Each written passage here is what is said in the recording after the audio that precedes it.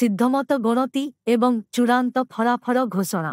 सिद्धमत गणति कराजिबार स्थान, तारीख, दिन और समय निर्वाचन आयोग घोषणा करिथांती। पूर्व सूचित मतदान भोट गणना केन्द्र रे निर्धारित समय रे मतदान पेटी किंबा ईवीएम गुड़ी को खोला जाए और गणना अधिकारी माने सिद्धमत गणना कार्य आरंभ करती।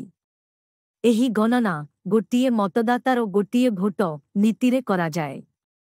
नाकच होइथिबा मतदान पत्र भोट गुड़ी को गणति हिसाब रे निया जाए नहीं।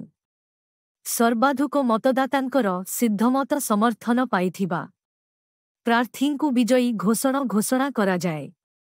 रिटर्निंग ऑफिसर निर्वाचन फलाफल घोषणा करी सेही घोषणानामा को निर्वाचन आयोग को पठाई दियंती और विजयी प्रार्थी को तत्संपर्कित एक सर्टिफिकेट प्रदान करती। पराजित प्रार्थी अनुरोध क्रमे पुनः मतगणति करा जाए।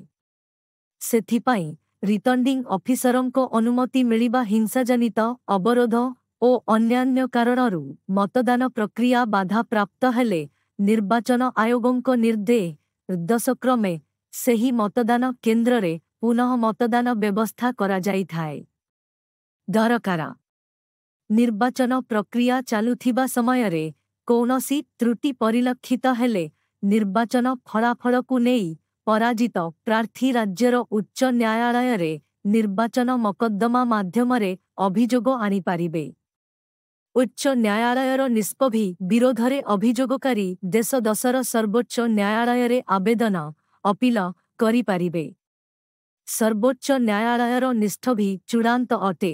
निर्वाचन प्रक्रिया चालुथिबा समय रे कौनसी प्रार्थींकर मृत्यु घटिले सेही निर्वाचन मंडली रे मत